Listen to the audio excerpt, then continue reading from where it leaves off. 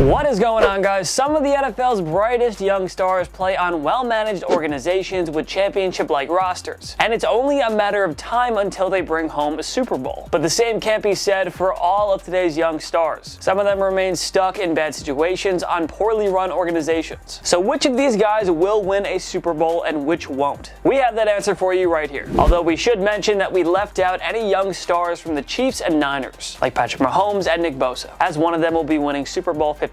Number 5, Ezekiel Elliott. The Dallas Cowboys haven't been able to find any consistency whatsoever in the Dak Prescott Ezekiel Elliott era. But there's plenty of reason for Dallas fans to feel like success is going to be there soon. Replacing underachieving Jason Garrett with a Super Bowl winning coach in Mike McCarthy looks like a smart move by Jerry Jones. Sure, McCarthy had an ugly exit in Green Bay, but there's no denying he's more qualified for this gig than Garrett. The Cowboys are loaded on both sides of the ball, and they play in football's weakest division. That's why it's safe to say that Ezekiel Elliott, a two-time rushing yards leader, will eventually lead America's team to a ring. He remains the backbone of this offense, and that's not about to change. At some point, the Prescott and Elliott-led Cowboys will break through and bring home Lombardi Trophy number 6 to Big D. So, Cowboys haters, we hope you enjoyed all of those underachieving years over the past quarter century. It's almost time for Dallas to shine again. Number 5, Dalvin Cook. The Florida State product finally broke through in 2019. During his first full healthy season in the NFL, Cook became the anchor of a Minnesota Vikings offense that returned to relevance, as he racked up 1,135 rushing yards and 13 touchdowns, to go along with 54 receptions for 519 receiving yards. Now we could just sit here and give a history of the Vikings' snake-bitten franchise. That would probably be enough for us to justify listing Cook here, but we'll dive a little deeper into it. The Vikings are right up against the cap, and many of their star players are nearing the end of their prime years. Kirk Cousins simply isn't good enough to win a Super Bowl, but who can the Vikings get to replace him? What's going to happen when Adam Thielen is no longer a game changer, and when all of Minnesota's Pro Bowlers on defense begin to regress? It's a little scary. Oh, and did we mention the offensive coordinator Kevin Stefanski, who turned Cook into an elite talent, is now head coach of the Browns. Cook will be a force on the Minnesota offense for many years to come, but there's little reason to think he'll be hoisting a Lombardi Trophy with a team that isn't built to win over the long haul. It doesn't help that Minnie has to share a division with the revived Green Bay Packers or the seemingly rising Chicago Bears. Number 4,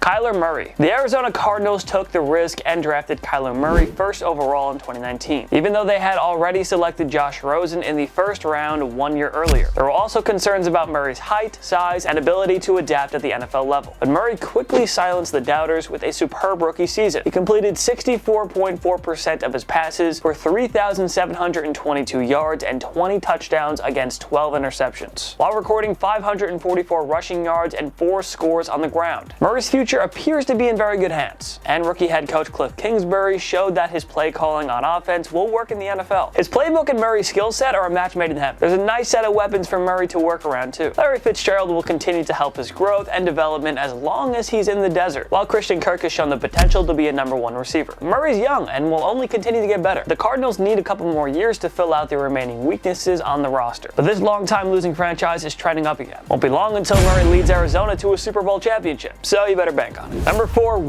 Jared Goff. So, what happened?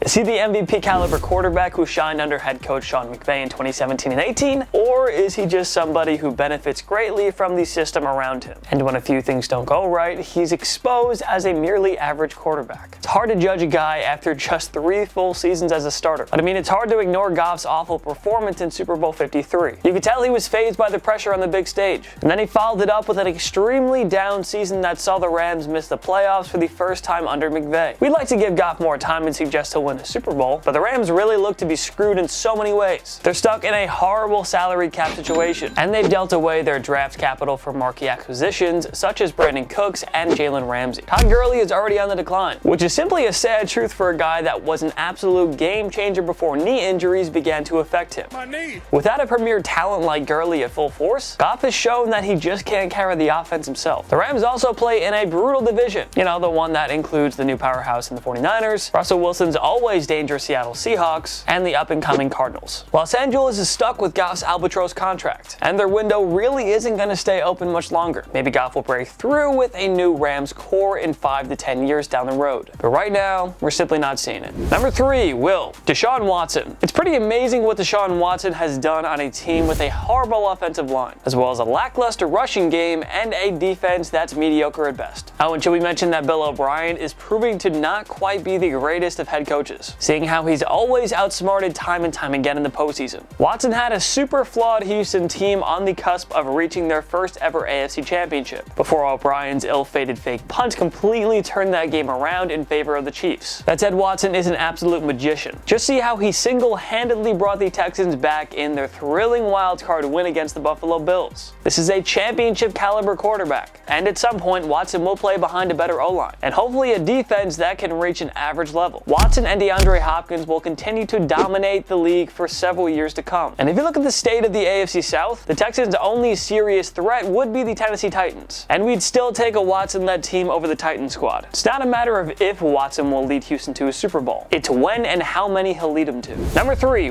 Myles Garrett. The Cleveland Browns drafted Garrett first overall in 2017, and he proved that not every high-end pick by this said franchise can end in disaster. Browns fans had to see this team waste first-rounders on the likes of Barkevious Mingo, Johnny Manziel, Brandon Weeden, and Trent Richardson. But Garrett has emerged as one of the league's premier pass rushers. Due to injuries and that well-documented suspension in 2019, Garrett was limited to 37 games over his first 3 years, and yet he racked up a whopping 30.5 sacks over that span. The guy is a game-changing superstar, but don't forget that Garrett is playing on the Cleveland Browns now. This team was supposed to turn a corner in 2019, but they completely fell apart as usual. We can never trust the Browns to be good. It's just the way it is. Garrett will continue to dominate for the Browns over the long run, but this team is full of dysfunction in so many ways. Any of their coaches are lucky to make it to 2 years. The GM is always at odds with the higher-ups. The locker room culture is always a serious issue. It goes on and on. Add it all up, and it's not too early to state that Garrett won't be winning a Super Bowl in what should be a Hall of Fame career for the defensive end. Number 2, Alvin Kamara. Welcome to the NFL, Mr. Kamara, where careers are mostly marred by heartbreaking defeats. Seriously though, is there any player who's gone through 3 straight gut-wrenching playoff defeats to open their career? Kamara was on the sidelines for the Minneapolis Miracle. Then he watched his team fall victim to a woeful Nola no-call controversy. Then he watched Kirk Cousins take Minnie down the field for a game-ending touchdown drive in overtime of the 2019 wildcard round. Mr. Kamara, like we said, football was meant for breaking hearts and ending dreams. But at some point, Kamara and the Saints have to break through and win a second Super Bowl, with or without Drew Brees. Kamara, a 3-time Pro Bowler who was named the 2017 Offensive Rookie of the Year, is in good hands here with the Saints. Sean Payton will find a way to win in the post-Brees era, as we saw when he rolled with Teddy Bridgewater in 2019. Cameron Jordan, Marshawn Lattimore, Marcus Williams, Michael Thomas, Marcus Davenport, plus a superb offensive line. You name it, the pieces are there for Kamara and the Saints to get another Lombardi trophy. They can certainly do it with Brees, but they're also capable of winning it all even after the franchise icon finally retires. Number 2, Jalen Ramsey. The Rams are going to keep Ramsey for the long run. After all, you don't trade 2 first-rounders plus a 4th round for a guy you're only going to keep around for the short term. Ramsey is one of the elite young superstars in the NFL, and he's arguably the game's top cornerback, even if he's not at Patrick Peterson and Stephon Gilmore's level. Ramsey is at least younger and has more prime years ahead of him, but is Ramsey really in a position to win here with the Rams? Well, like we said earlier, this team is going to be plagued by salary cap woes for years to come, and we don't really trust Goff to lead the team into the right direction. Cutting ties with defensive coordinator Wade Phillips could affect Ramsey's play. And outside of Ramsey, the Rams secondary is leaky at best. It's very leaky. Leaks a lot, you know? LA will need more than the Pro Bowl talent if they want to reach championship contention again. Ramsey will stay with LA long term, but his prime years will be wasted on a team whose title window is closing rapidly. Fortunately, we can't really see him getting a ring here. Number 1, Lamar Jackson. The Baltimore Ravens quarterback needed little time to prove that his flashy rookie season wasn't a fluke. As a sophomore, he reached 3,127 passing yards, a league-leading 36 touchdown passes, and he finished 6th in rushing with 1,206 yards. Did we mention the guy's a quarterback? Jackson enjoyed an MVP season for the Ravens in 2019, pacing them to the league's top record at 14-2. Yes, their ugly playoff loss to the Tennessee Titans was nothing short of disappointing. Honestly, it's kind of crazy how they did so well and then lose to the Titans. That's kind of crazy. It happens though, you know? Sure, Jackson wasn't very good in his first 2 playoff outings, but how old is he again? Oh yeah, he's not that old. How many quarterbacks win Super Bowls in their sophomore year? Not very very many is the correct answer. Jackson and the Ravens will be a force in the AFC for years to come. Jackson is going to be a perennial MVP candidate. He'll be complemented by a dominant rushing game. And the Baltimore defense, in case you forgot, remains a championship caliber unit. They are going nowhere. Among all AFC teams, the Kansas City Chiefs are the only team that might have a brighter long-term future than Baltimore. But when all is said and done, Jackson and Mahomes will each have at least